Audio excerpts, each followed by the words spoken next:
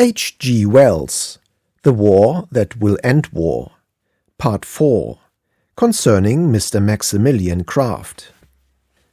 I find myself enthusiastic for this war against Prussian militarism.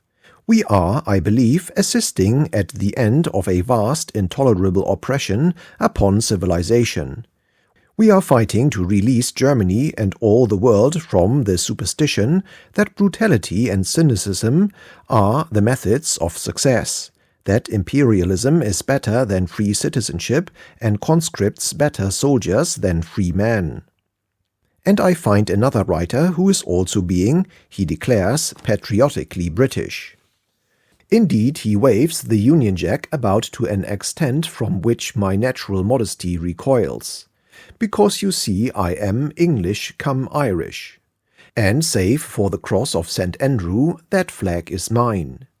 To wave it about would, I feel, be just vulgar self-assertion. He, however, is not English. He assumes a variety of names, and some are quite lovely old English names. But his favorite name is Kraft, Maximilian Kraft, and I understand he was born a Kraft. He shoves himself into the affairs of this country with an extraordinary energy. He takes possession of my Union Jack as if St. George was his father. At present he is advising me very actively how to conduct this war, and telling me exactly what I ought to think about it. He is, in fact, the English equivalent of those professors of Weltpolitik who have guided the German mind to its present magnificent display of shrewd, triumphant statecraft. I suspect him of a distant cousinship with Professor Delbruck, and he is urging upon our attention now a magnificent coup with which I will shortly deal. In appearance, Kraft is by no means completely anglicized himself. He is a large-faced creature with enormous long features and a woolly head. He is heavy in build and with a back slightly hunched. He lisps slightly, and his manner is either insolently contemptuous or aggressively familiar. He thinks all born Englishmen, as distinguished from the naturalized Englishmen, are also born fools. Always his manner is pervaded by a faint flavor of astonishment at the born foolishness of the born Englishmen. But he thinks their empire a marvelous accident, a wonderful opportunity for cleverer people. So, with a kind of disinterested energy, he has been doing his best to educate Englishmen up to their imperial opportunities, to show them how to change luck into cunning, take the wall of every other breed, and swagger foremost in the world. He cannot understand that English blood does not warm to such ambitions. When he has wealth, it is his nature to show it in watch chains and studs and signet rings. If he had a wife, she would dazzle in diamonds. The furniture of his flat is wonderfully good, all picked English pieces and worth no end. He thinks it is just dullness and poorness of spirit that disregards these things. He came to England to instruct us in the arts of empire, when he found that already there was a glut of his kind of wisdom in the German universities.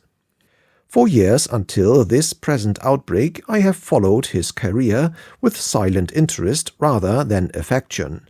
And the first thing he undertook to teach us was, I remember, tariff reform, taxing the foreigner. Limitless wealth you get, and you pay nothing.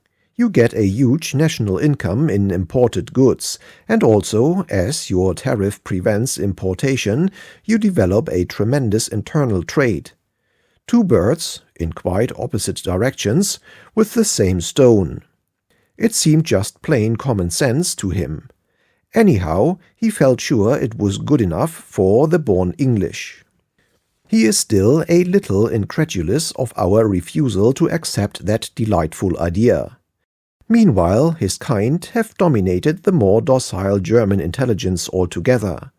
They have listened to the whisper of Weltpolitik, or at least their rulers have attended. They have sown exasperation on every frontier, taken the wall, done all the showily aggressive and successful things. They were the pupils he should have taught. A people at once teachable and spirited. Almost tearfully Kraft has asked us to mark that glorious progress of a once philosophical, civilized and kindly people. And indeed we have had to mark it and polish our weapons, and with a deepening resentment get more and more weapons, and keep our powder dry, when we would have been far rather occupied with other things.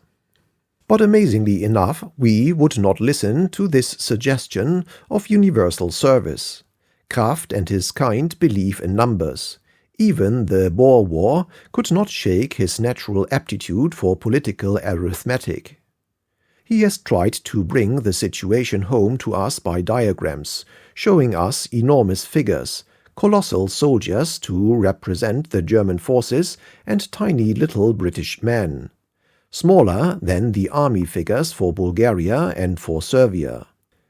He does not understand that there can be too many soldiers on a field of battle. He could as soon believe that one could have too much money. And so he thinks the armies of Russia must be more powerful than the French. When I deny that superiority, as I do, he simply notes the fact that I am unable to count. And when it comes to schemes of warfare, then a kind of delirium of cunning descends upon Kraft. He is full of devices such as we poor fools cannot invent.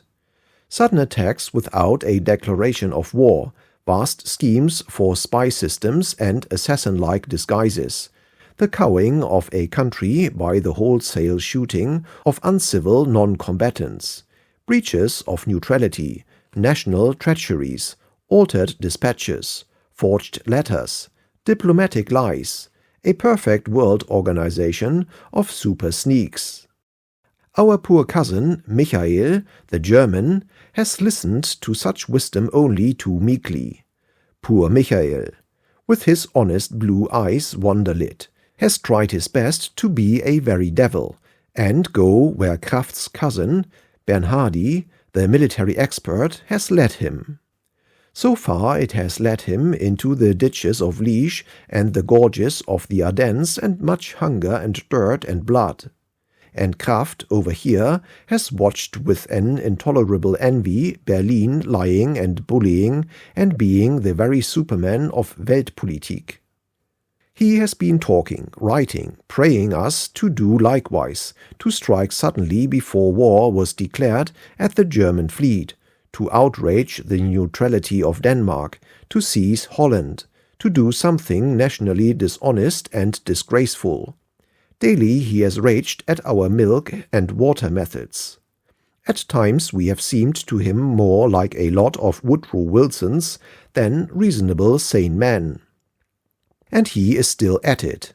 Only a few days ago I took up the paper that has at last moved me to the very plain declarations of this article.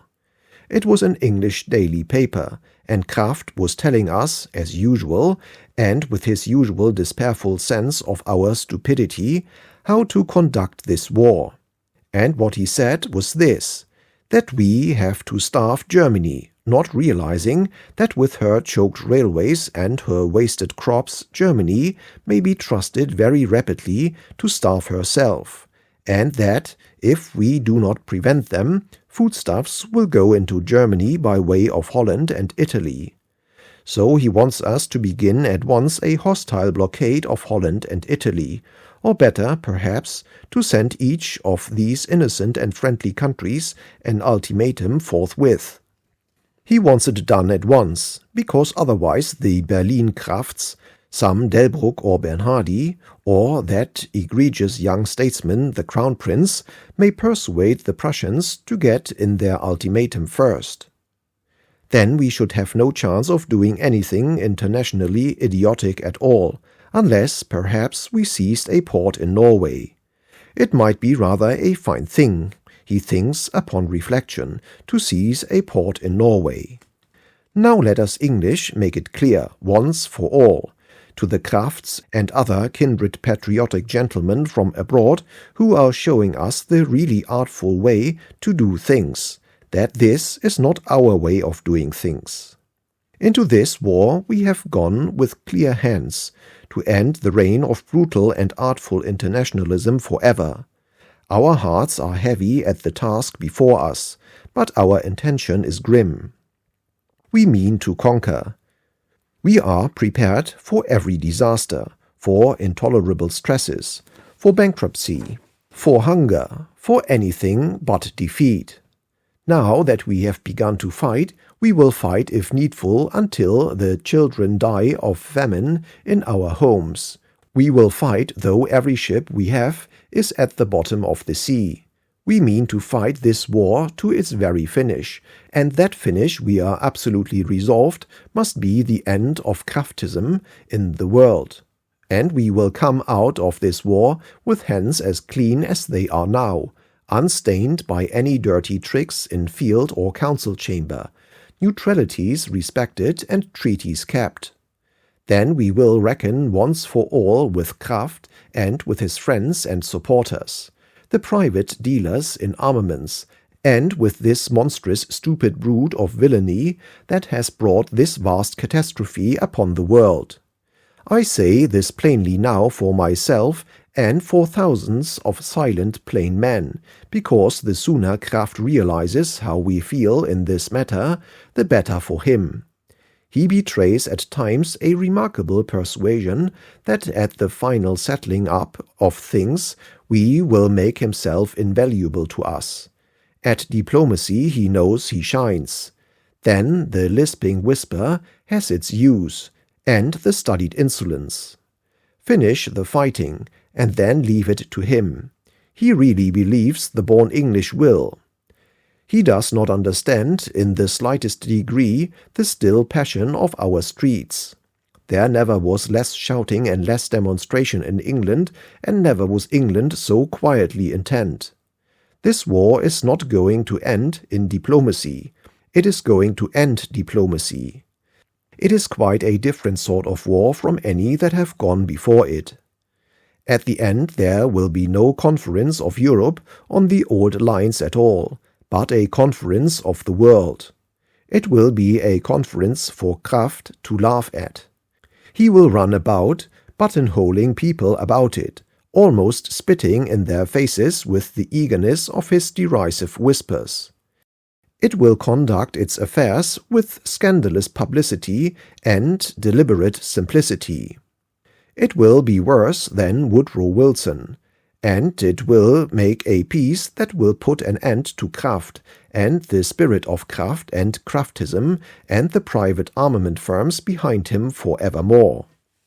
At which I imagine the head of Kraft going down between his shoulders and his large hands going out like the wings of a cherub.